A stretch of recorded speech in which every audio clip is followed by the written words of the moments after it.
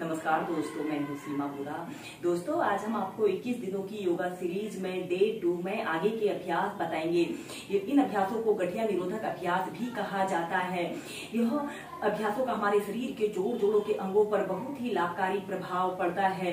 यह अभ्यास दिखने में बहुत ही सरल और सहज दिखते हैं, लेकिन अगर आप इन अभ्यासों को 15 मिनट भी अपनी दिनचर्या में शामिल करते हैं तो यह अभ्यास हमारे पैर, हमारे घुटने, हमारे कमर, हमारी पीठ के लिए काफी लाभकारी अभ्यास हैं। आइए देखते हैं कि इन अभ्यासों को कैसे प्रैक्टिस किया जाता है। दोस्तों, गठिया निरोधक अभ्यासों को करने के लिए सबसे पहले आपने ऐसे ही स्टॉप पोज की पोजीशन पर ऐसे ही बैठ जाते हैं। कमर गर्दन आपने अपनी बिल्कुल सीधी रखते हैं। अब आपने अपने राइट पैर को उठाकर लेफ्ट थाइस के पास ऐसे रख लेते हैं और अपने एक हाथ को ऐसे घुटने पर और दूसरे हाथ को ऐसे पंजे के पास ऐसे रख लेते हैं। अब आपने अपने टखने को ऐसे गोल गोल घुमाना है। ऐसे 5 टाइम्स घुमाइए, पहले क्लॉकवाइज, फिर एंटी क्लॉकवाइज, फिर दूसरे पैर से ऐसे अपने हाथ से ऐसे अपने पंजे को ऐसे पकड़ लेते हैं और ऐसे 5 टाइम्स क्लॉकवाइज घुमाइए। यह अभ्यास हमारे पैर के लिए, हमारे पंजे, हमारी एड़ी के लिए बहुत ही अच्छा अभ्यास है। फिर एंटी क्लॉकवाइज,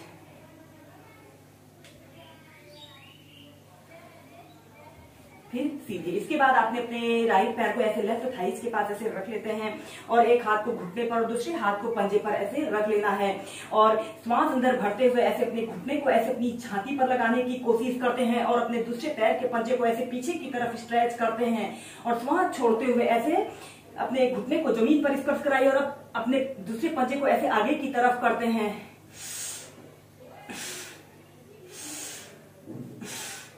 ऐसे ही इस अभ्यास को 8 to 10 टाइम्स आप अप डाउन करते हुए प्रैक्टिस करें। और फिर दूसरे पैर से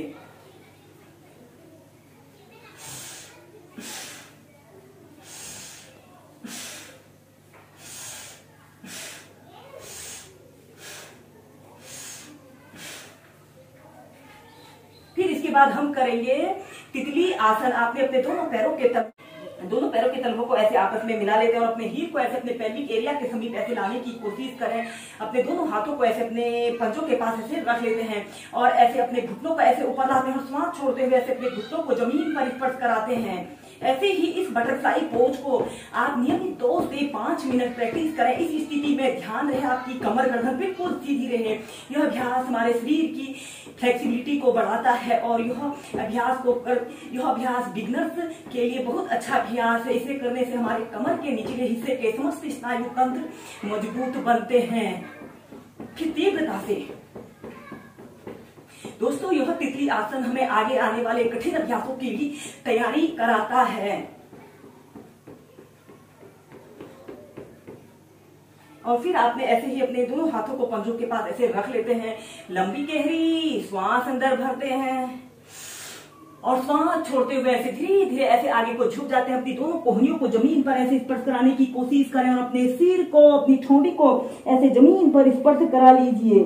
30 सेकंड तक ऐसे ही होल्ड करके रखें या फिर अपने दोनों हाथों को ऐसे अपने घुटनों के पास रखकर ऐसे घुटनों को भी जमीन पर स्पर्श कराइए।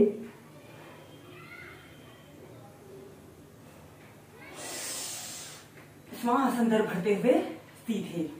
फिर आपने अपने दोनों पैरों को ऐसे सीधा कर लेते हैं। अब हम करेंगे मेरुदंड को दाएं बाएं मोड़ना को वेरिएशन के साथ प्रैक्टिस करेंगे। सबसे पहले आपने ऐसे ही स्टॉप पोज में ऐसे बैठ जाते हैं और अपने दोनों हाथों को कंधों के पास भागों में ऐसे फैला लेते हैं और आपने अपने राइट हाथ से ऐसे लेफ्ट पैर के अंगूठे को ऐसे पकड़ लेते हैं और ऐसे ऊपर की तरफ अपनी हथेली को देखते हैं। सीधे आते हैं, फिर दूसरी साइड से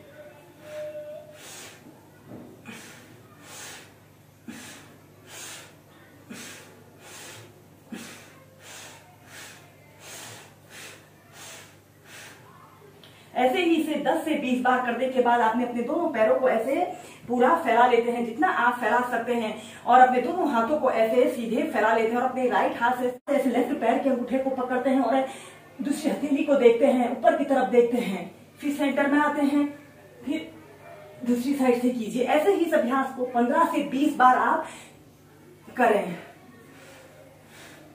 दोस्तों यह अभ्यास हमारी मेरुदंड के लिए, हमारी कमर के लिए, हमारी पीठ और हमारे पेट के लिए काफी लाभकारी अभ्यास है।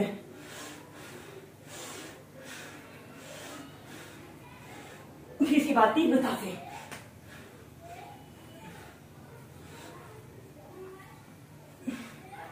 फिर दोस्तों इसके बाद हम करेंगे कौवा चाल अभ्यास को प्रैक्टिस करेंगे। दोस्तों कौवा चाल अभ्यास एक ऐसा अभ्यास है, अगर इसे आप 2 गिलास गुनगुना पानी पीकर नियमित 2 मिनट भी प्रैक्टिस करते हैं तो यह कब्ज के रोगियों के लिए बहुत लाभकारी अभ्यास है। इसे करने से कॉन्स्टिपेशन की समस्या दूर होती है।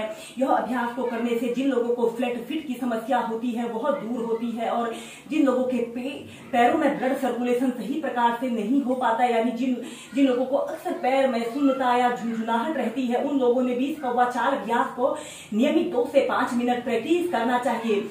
सबसे पहले आपने ऐसे ही कागासना की पोजीशन पर ऐसे ही बैठ जाते हैं। कमर गर्दन आपने अपनी बिल्कुल सीधी रखते हैं और ऐसे सबसे पहले ऐसे अपने घुटनों को ऐसे अपने पेट की तरफ प्रेशर देने की कोशिश करते हैं। जब आप ऐसे ही कागासना में एक आरामदायक स्थिति में बैठ लेते हो तो फिर हम कौवा चाल अभ्यास को प्रैक्टिस करेंगे। ऐसे आपने अपने शरीर का समस्त भार अपने पंजों पर ऐसे रखते हुए एड़ियां ऊपर की तरफ रहेंगी। ऐसे पंजों के बल आपने बैठ जाते हैं और फिर इसके बाद आपने अपने लेफ्ट घुटने को जमीन पर ऐसे रख लेते हैं और राइट पैर के पंजे को ऐसे घुटने के पास ऐसे रखते हुए कौवा चाल को प्रैक्टिस करना है। ऐसे वॉक करते हुए करना है। फिर दूसरे पैर के घुटने को जमीन पर रखिए और अपने पंजे को घुटने के पास रखते हुए ऐसे आपने इस अभ्यास को प्रैक्टिस करना है। ऐसे अपने घुटने को ऐसे पेट की तरफ प्रेशर दीजिए और ऐसे ही 2 से 5 मिनट इस अभ्यास को कीजिए।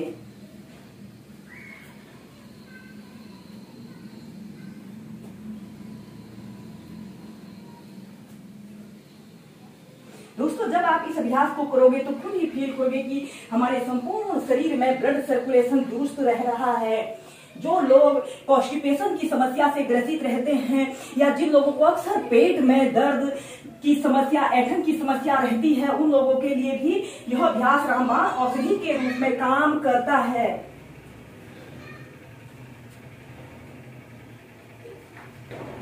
और फिर ऐसे अपने हील को जमीन पर रख देते हैं और ऐसे प्राइमरी स्टेज में आ जाते हैं। दोस्तों इस कौवा चाल अभ्यास को करने के बाद आप ऐसे ही दंडासना की पोजीशन पर ऐसे बैठ जाते हैं और फिर ऐसे अपने नीज को ऐसे 8 से 10 बार अप डाउन करते हैं और ऐसे अपने पंजों को आगे पीछे कर लेना है। फिर ऐसे अपने दोनों पैरों को फैलाकर रिलैक्स करते हैं।